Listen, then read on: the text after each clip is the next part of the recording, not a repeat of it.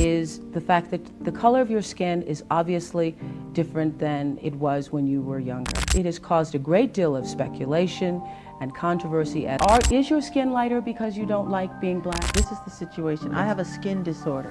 When people make up stories that I don't want to be who I am, it hurts me. I don't want to go into my medical history because that's something that's private, but that's the situation here. You are not taking anything to change the color of your skin. Oh God, no. You did not purposely. We're trying to control it, and using makeup evens it out because it makes blotches on the skin. Hai guys, Assalamualaikum warahmatullahi wabarakatuh. Makasih ya guys sudah nonton video aku lagi. Hari ini aku bakal ngebahas salah satu legend di dunia musik, yaitu Michael Jackson, the King of Pop. Michael Jackson adalah seorang penyanyi dan penari multitalenta yang menikmati karir dan menduduki puncak tangga lagu baik di Jackson 5 maupun sebagai penyanyi solo. Ditonton sampai habis ya guys.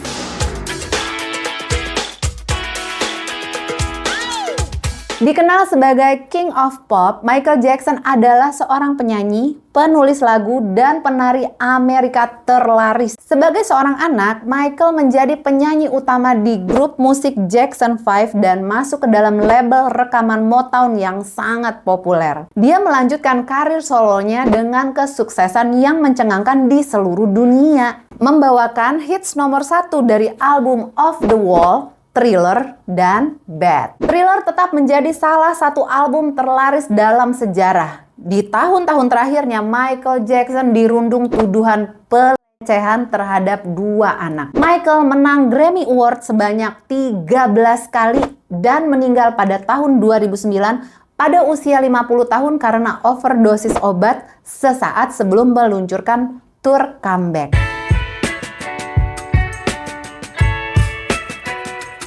Michael Joseph Jackson lahir pada tanggal 29 Agustus 1958 di Gary, Indiana. Dia adalah anak ke-8 dari 10 bersaudara yang lahir dari pasangan Joseph Jackson yang bekerja sebagai operator derek dan Catherine Jackson, seorang ibu rumah tangga dan seorang saksi Yehova yang taat. Kedua orang tua Jackson sebelumnya memiliki cita-cita musik. Catherine bermain klarinet dan piano dan dia mempunyai cita-cita untuk menjadi seorang penyanyi country. Sedangkan Joseph adalah seorang gitaris yang tampil di band R&B lokal. Mereka itu mendorong anak-anak mereka untuk mengejar ambisi di bidang musik. Dan karir Michael Jackson di bidang musik dimulai pada usia 5 tahun di bawah dorongan ayahnya. Hampir semua saudara Jackson mempunyai prestasi di industri musik, termasuk Rebby, Jackie, Tito, Jermaine, Latoya, Marlon, Randy, dan Janet Jackson. Saudara laki-lakinya Brandon adalah saudara kembar Marlon yang meninggal tak lama setelah lahir. Joseph mendorong anak-anaknya dengan keras agar berhasil. Joseph membuat mereka berlatih 5 jam sehari setelah pulang sekolah. Dan ada info yang beredar bahwa Joseph melakukan kekerasan terhadap anak-anaknya. Dia memukul mereka dengan ikat pinggang atau kabel ketel listrik dan memerintahkan mereka untuk mematahkan dahan pohon jika mereka salah langkah dalam menari. Sehingga ia dapat memukul mereka dengan ranting tersebut. Strength ya guys bapaknya.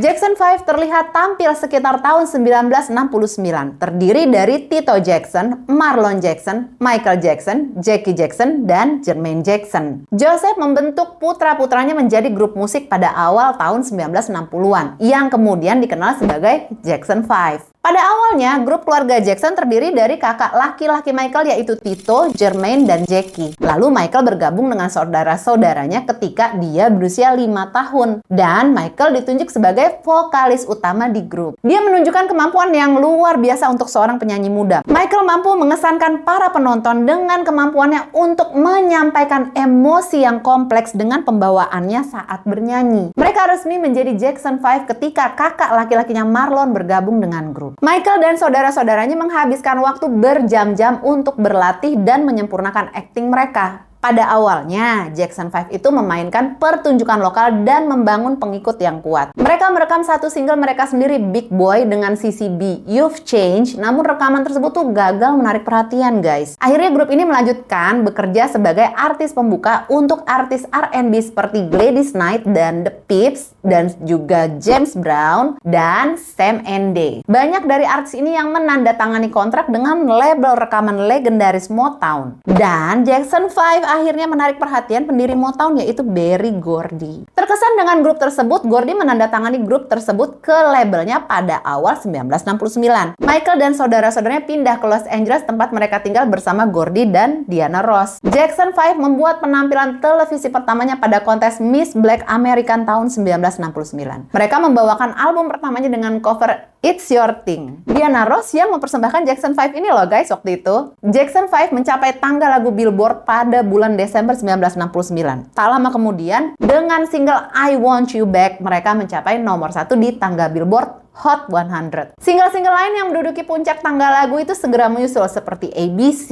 The Love You Save, and I'll Be There. Selama beberapa tahun, Jackson 5 itu mempertahankan jadwal tur dan rekaman yang super sibuk di bawah pengawasan Gordy dan staf Motown-nya. Grup ini menjadi sangat populer, bahkan memiliki acara kartun sendiri berjudul Jackson 5 yang ditayangkan dari tahun 1971 hingga 1972. Jackson juga mempopulerkan robot dance setelah menggunakan gerakan tersebut pada penampilan lagu Dancing Machine pada tahun 1973 di The Mike Douglas Show. Meskipun grup ini sukses besar, ada masalah yang muncul di balik layar. Ketegangan meningkat antara Gordy dan Joseph mengenai pengelolaan karir anak-anaknya. Keluarga Jackson itu menginginkan kontrol yang lebih kreatif atas materi mereka. Grup ini secara resmi akhirnya memutuskan hubungan dengan Motown di tahun 1976. Meskipun Jermaine tetap menggunakan label tersebut untuk mengejar karir solonya nih guys. Sekarang mereka itu menyebut diri mereka dengan Jacksons. Grup tersebut menandatangani kontrak rekaman baru dengan Epic Records. Dengan dilirisnya album ketiganya untuk label tersebut, Destiny, di tahun 1978, The Jacksons telah muncul sebagai penulis lagu yang sangat berbakat.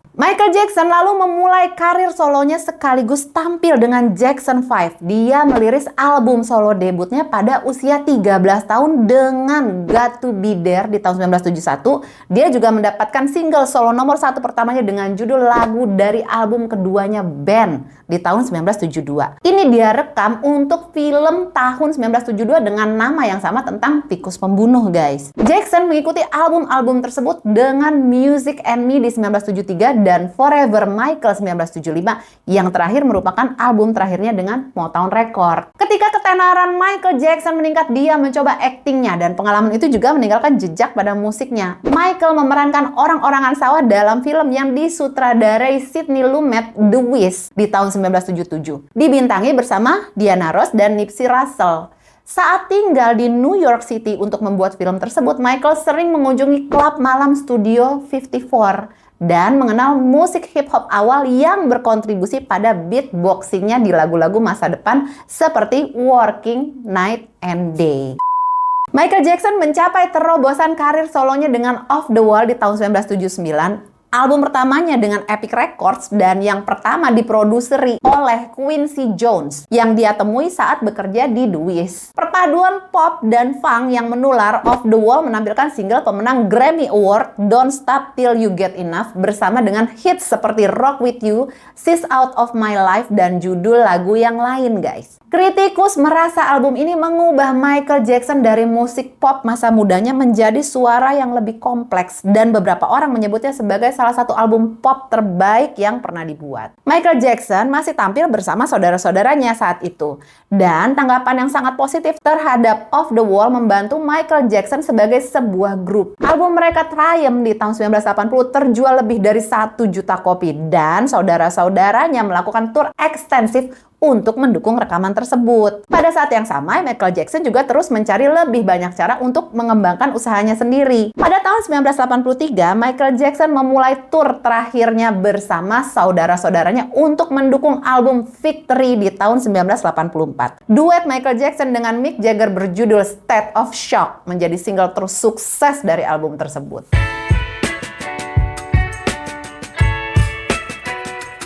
Karir Michael Jackson yang sudah sukses meroket di awal 1980-an setelah dirilisnya Thriller. Nih ada yang inget nggak? Kalau yang zaman jadul ya, kayak aku, pasti inget nih lagu Thriller ini. Itu hitsnya luar biasa tahun itu, ya ampun. Nah di sini ya guys, dia mencapai kesuksesan yang tidak tertandingi dengan meliris 6 album solonya Thriller di 1982 yang hingga Agustus 2021 kemarin guys, itu masih diakui oleh Guinness World Record sebagai album terlaris sepanjang masa. Telah terjual 67 juta kopi di seluruh dunia dan 34 juta unit di tahun 2021. Ini di Amerika Serikat aja loh guys. Album ini bertahan di tangga lagu 80 minggu setelah dirilis, memegang posisi nomor 1 selama 37 minggu dan menghasilkan 7 lagu top 10 termasuk Thriller, Billie Jean, Beat It, Human Nature, Wanna Be Starting Something, dan PYT, Pretty Young Thing. Album ini tuh mengumpulkan 12 nominasi Grammy Award dan meraih 8 kemenangan. Oke banget ya. Keduanya merupakan rekor pada saat itu. Michael Jackson juga memfilmkan video musik yang rumit untuk judul lagu albumnya tersebut. Disutradarai oleh pembuat film John Landis, film mini Thriller berdurasi 14 menit ini menampilkan plot horor yang berpuncak pada Michael Jackson menari bersama puluhan zombie di jalan kota yang ditinggalkan. Pada tanggal 2 Desember 1983, video tersebut dipuji sebagai salah satu video musik terhebat sepanjang masa dan menjadi video musik pertama yang terpilih untuk National Film Registry pada tahun 2009. Pada acara khusus televisi tahun 1983 untuk menghormati Motown, Michael Jackson menampilkan hit nomor 1 Billie Jean dan memulai debut Moonwalk yang menjadi salah satu gerakan ciri khasnya nih guys. Ayo, siapa yang pernah belajar coba moonwalk? Aku pernah guys nyoba, terus gak bisa. Langkah tarian yang diajarkan musisi R&B Jeffrey Daniel 3 tahun sebelumnya melibatkan penari yang meluncur mundur meskipun gerakan tubuhnya menyarankan gerakan maju. Pertunjukan tari yang banyak dipuji semakin meningkatkan penjualan album Thriller yang sudah sukses. The New York Times bahkan memuji Jackson sebagai seorang musical fenomena. Michael Jackson menandatangani kesepakatan promosi senilai 5 juta dolar yang memecahkan rekor dengan PepsiCo pada bulan November 1983. Meluncurkan kampanye generasi baru yang ditargetkan untuk kaum muda nih guys. Namun, Michael Jackson akhirnya mengajukan gugatan terhadap Pepsi ketika selama pembuatan film simulasi konser untuk sebuah iklan, teknik kembang api secara tidak sengaja membakar rambut Michael Jackson dan mengakibatkan luka bakar tingkat 2 dan tingkat 3 di kulit kepalanya. Michael Jackson menjalani operasi untuk memperbaiki lukanya dan diyakini mulai bereksperimen dengan operasi plastik sekitar waktu ini. Wajahnya, terutama di bagian hidung, akan sangat berubah di tahun-tahun mendatang. Jadi drastis guys perubahannya. Pada tahun 1985, Michael Jackson menunjukkan sisi altruistiknya dengan bekerja sama dengan Lionel Richie untuk ikut menulis We Are The World, sebuah single amal untuk organisasi nirlaba USA for Africa. Sejumlah bintang musik berpartisipasi dalam proyek ini termasuk Ray Charles, Bob Dylan, Willie Nelson, Bruce Springsteen, dan Tina Turner. Lagu ini menjadi salah satu single terlaris sepanjang masa dan berhasil mengumpulkan lebih dari 75 juta dolar untuk bantuan kemanusiaan guna memerangi kemiskinan di Afrika. 5 tahun setelah Thriller, Jackson meliris album lanjutannya yang sangat dinanti yaitu Bad di tahun 1987. Meski tak mampu menduplikasi penjualan fenomenal Thriller, Bad tetap menduduki puncak tangga lagu dan menjadi album pertamanya yang menampilkan 5 hits nomor 1 dengan I Just Can't Stop Loving You, Bad, The Way You Make Me Feel, Man in the Mirror, and Dirty Diana. Pembuat film Martin Scorsese menyutradarai video musik lagu utama tersebut yang menampilkan Wesley Snipes yang saat itu tidak dikenal dan melibatkan cerita rumit tentang remaja nakal dan kekerasan geng. Jackson menghabiskan lebih dari 1 tahun di jalan bermain konser untuk mempromosikan albumnya.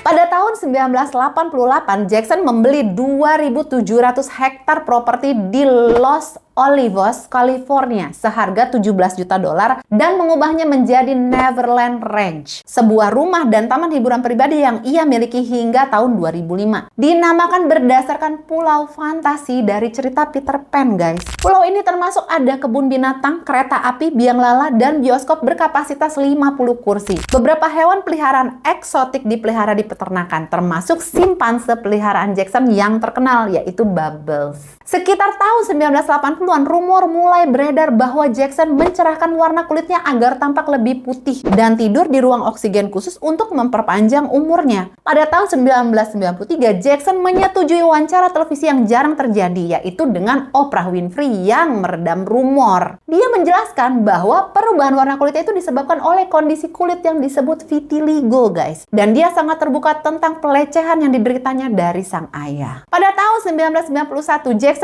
meliris album solo ke-8-nya Dangerous yang pertama tanpa Quincy Jones dalam 16 tahun. Album ini menandai arah yang berbeda bagi Jackson dan memadukan berbagai genre termasuk R&B, funk, gospel, hip hop, rock, industrial, dan klasik. Terutama di single Black or White dengan video musik yang disutradarai oleh Landis dan menampilkan penampilan cameo oleh bintang cilik Macaulay Culkin. Pada tahun 1993, ia tampil di beberapa acara penting termasuk pertunjukan paruh waktu Super Bowl ke-27. Ini paling keren, guys, di sana. Namun di tahun 1993 yang juga merupakan tahun pertama dari beberapa tuduhan pelecehan anak terhadap Jackson. Ketika seorang anak laki-laki berusia 13 tahun mengklaim bahwa bintang musik tersebut telah membelai dia. Jackson diketahui pernah menginap bersama anak laki-laki di Neverland miliknya. Tapi ini adalah tuduhan publik pertama atas kesalahannya, guys. Polisi menggeledah peternakan tersebut, tapi mengatakan mereka tidak menemukan bukti yang mendukung klaim tersebut. Tahun berikutnya, Jackson menyelesaikan kasus tersebut di luar pengadilan dengan keluarga anak laki-laki tersebut. Dalam film dokumenter televisi tahun 2003, Living with Michael Jackson, jurnalis Inggris Martin Bashir menghabiskan beberapa bulan bersama penyanyi tersebut. Bahkan mengajaknya mendiskusikan hubungannya dengan anak-anak. Jackson mengakui bahwa dia terus menyuruh anak-anaknya menginap di peternakan. Bahkan setelah tuduhan tahun 1993 dan terkadang dia tidur dengan anak-anak itu di tempat tidurnya. Kenapa kamu tidak bisa berbagi tempat tidur? Kata Michael. Itu adalah hal yang paling penuh kasih untuk dilakukan. Berbagi tempat tidur dengan seseorang. Michael Jackson menghadapi banyak kontroversi dalam hidupnya termasuk persidangan pidana tahun 2005 di mana dia dibebaskan dari semua tuduhan. Karir Michael Jackson mulai menurun dengan sambutan hangat terhadap History, Past, Present, and Future, Book One di tahun 1995. Album 2 disc ini menampilkan kompilasi hit terbesar pada disc pertama dan materi baru pada disc kedua yang mencakup kolaborasi dengan Janet Jackson, The Notorious Big, Shaquille O'Neal, dan Slash. History dianggap sebagai album Jackson yang paling pribadi dengan lirik yang berkaitan dengan tuduhan pelecehan anak dan kemarahannya atas perlakuan media. Rekor tersebut menghasilkan 2 hits, You're Not Alone, dan duetnya dengan saudara perempuannya Janet Jackson di judul lagu Scream. Video bertema pesawat ruang angkasa untuk lagu terakhir menghabiskan biaya produksi sebesar 7 juta dolar dan mendapatkan Grammy Award untuk efek apiknya. Lagu lain dari album They Don't Care About Us menuai kritik keras dari Jackson karena menggunakan istilah antisemit, prasangka atas kebencian terhadap Yahudi, guys.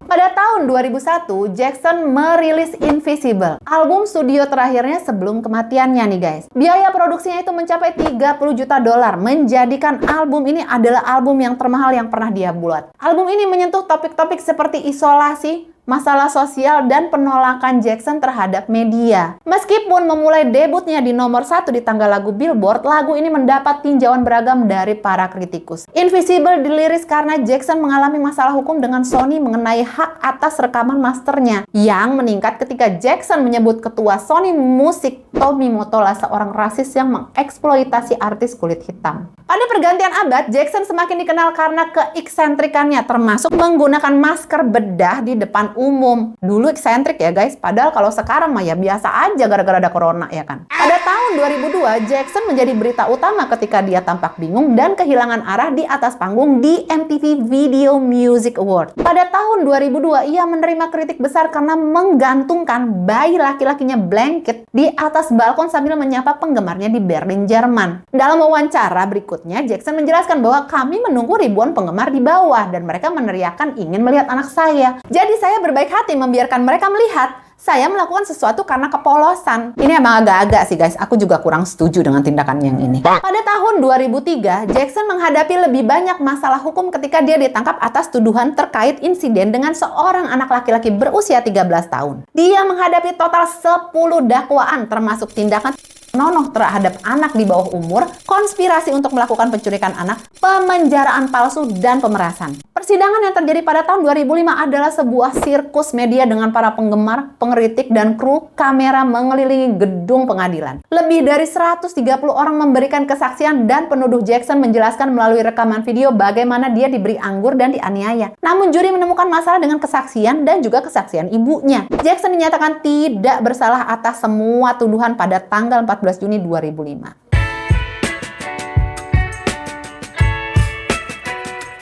Pada bulan Agustus 1994, Jackson mengumumkan bahwa ia telah menikahi Lisa Marie Presley, putri ikon rock Elvis Presley. Persatuan tersebut terbukti berumur pendek karena mereka bercerai di tahun 1996. Beberapa orang mengira bahwa pernikahan tersebut adalah taktik publisitas untuk memulihkan citra Jackson setelah tuduhan pelecehan anak. Di tahun yang sama, 1996, Jackson menikahi perawat Debbie Rowe. Jackson dan Rowe memiliki 2 anak melalui inseminasi buatan, guys. Putra Michael Joseph Jackson Jr. lahir pada tahun 1997 dan dikenal sebagai Pangeran Jackson. Dan putri Paris Michael Catherine Jackson lahir pada 1998. Ketika Rowe dan Jackson bercerai pada tahun 1999, Michael menerima hak asuh penuh atas kedua anak mereka. Jackson kemudian memiliki anak ketiga, Pangeran Michael Jackson kedua yang dikenal dengan Blanket dan sekarang Biggie, dengan seorang ibu pengganti yang tidak dikenal pada tahun 2002. Jackson meninggal pada tanggal 25 Juni 2009 pada usia 50 tahun setelah menderita serangan jantung di rumahnya di Los Angeles. Upaya CPR gagal dan dia dilarikan ke rumah sakit di mana dia meninggal pagi itu juga nih guys. Pada bulan Februari 2010, laporan koroner resmi mengungkapkan bahwa penyebab kematian Jackson adalah keracunan propofol akut atau overdosis mematikan pada obat resep termasuk obat penenang, midazolam, diazepam, dan lidocaine. Dibantu oleh dokter pribadinya, Dr. Conrad Murray, Jackson telah mengonsumsi obat penenang untuk membantunya tidur di malam hari. Karena nih guys, Michael Jackson itu mengalami insomnia. Murray mengatakan kepada polisi bahwa dia yakin Jackson telah mengembangkan kecanduan tersebut terhadap propofol, yang oleh Jackson disebut sebagai susu. Murray dilaporkan memberikan propofol dengan dosis 50 mg di malam hari dan berusaha menghentikan bintang pop itu dari penggunaan obat tersebut sekitar waktu kematiannya. Investigasi polisi mengungkapkan bahwa Murray tidak memiliki izin untuk meresepkan sebagian besar obat yang dikendalikan di negara bagian California. Langkah-langkah yang diambilnya untuk menyelamatkan Jackson juga mendapat sorotan karena bukti menunjukkan bahwa standar perawatan pemberian propofol belum terpenuhi guys. Dan peralatan yang direkomendasikan untuk pemantauan pasien, pemberian dosis yang tepat, dan resusitasi belum tersedia. Akibatnya kematian Jackson dinyatakan sebagai pembunuhan. Murray dihukum karena pembunuhan tidak disengaja pada 7 November 2011 dan menerima hukuman penjara maksimal 4 tahun.